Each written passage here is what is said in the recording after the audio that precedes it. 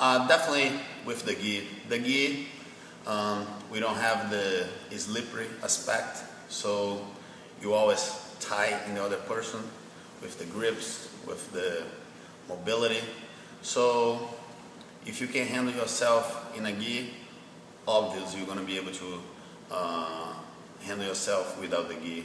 And it's already proved, it's already tested. You see the champions of Abu Dhabi, 90% are Jiu-Jitsu guys, you know. And everybody keep asking me how long I usually take the gi off for fight Abu Dhabi. Really, no matter. I think that the leverage is just the way you adapt for the no gi, and we use the same fundamental, the same principles, pretty much the same techniques. We just adapt a little bit for this sweaty part. And also when you have the gi, you get way more tools for submission and way more weapons to develop defense, to develop attack, and the progress of the position. So definitely the gi is a fun way to achieve perfection of technique.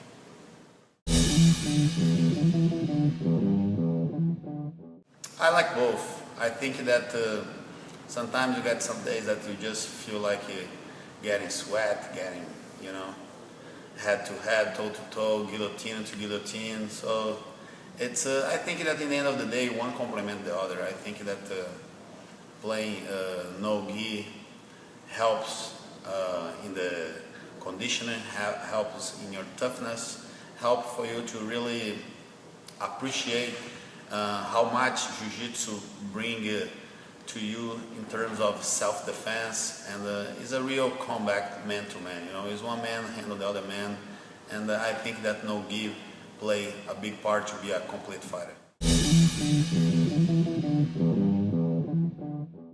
I rather play the winning hand, you know.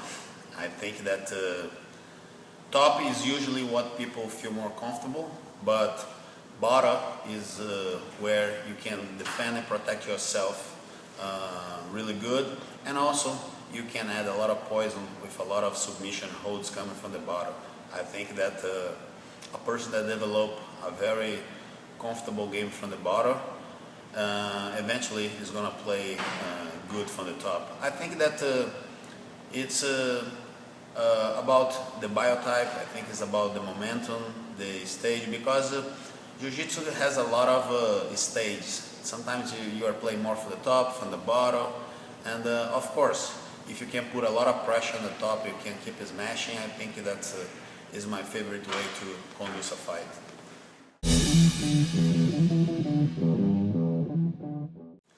I think should have for all the world champions. I think that we already got in the level.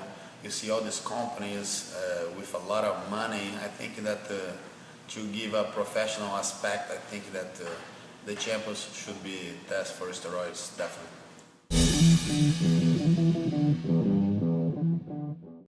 I think that anybody that you feel comfortable to train and is gonna bring you some joy and also would share a lot of knowledge, I think it's valid. I think that this thing of lock yourself in your own gym, sometimes you get homesick, you know, you get the same trainings, you get the same energy, you get the same feedback all the time.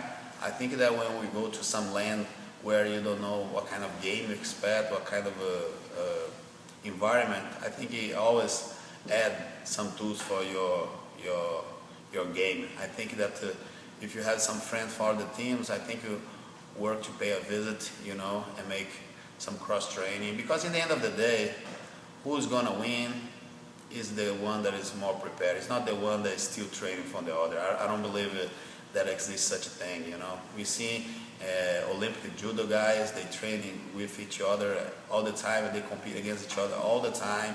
So I don't think that to train in the academy with some guy that you might fight in a tournament would be a negative side. Would be one more thing so you can bring to the table and try to perfect me at the tournament. I think that definitely, that's why we created the University of Jiu-Jitsu, so people all over the world, no matter what team they are, they go to our academy and train. That's why we like to say that the university is not an academy, it's an institution of knowledge of ground skills. So everybody's welcome. I think that if you're gonna looking for mixed martial arts, definitely I believe you gotta have a mother discipline that is the one that you're more comfortable with, like Jiu-Jitsu, boxing. You gotta choose. That's where you come from. That's your foundation. And obviously, I always prefer Jiu-Jitsu because it develops first your defense aspects, and 90% of the fights go to the ground. But nowadays, to be a complete fighter, you gotta train everything. You gotta play a big part in the stand-up, wrestling, ground skills, conditioning. Is the full-time job.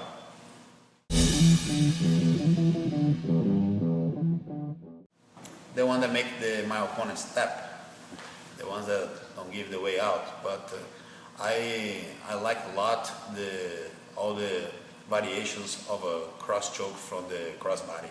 That's my kind of favorite.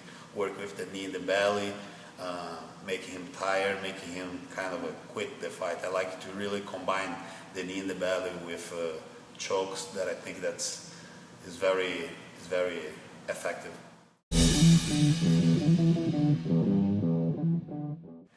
I think that in the end of the day, sometimes you feel like training more, sometimes drilling more. Depends the stage of the training, you know. Of course, when you get close to the competition, we slow down the hard training and you drill more just to keep the body warm, just keep time in the position. But when we're far from the tournament, it's more about training, and you know, it's about hours on the mat. There is nothing that can duplicate that. You get better is day by day at the academy, inch by inch, and it's a continuous progress of the technique. And drill play a big part. You gotta really educate yourself to put yourself in a certain position that might never happen while you're training, but in the drilling part you really have to push yourself to get to the plan.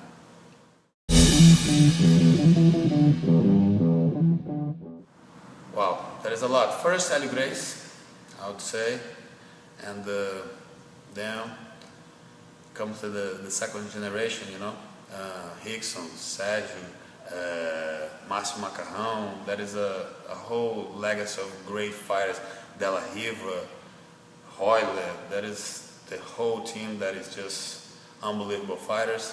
And in the newest generation, we can call the top three Roger, Xande, and Rodolfo. I think that they are way above average, and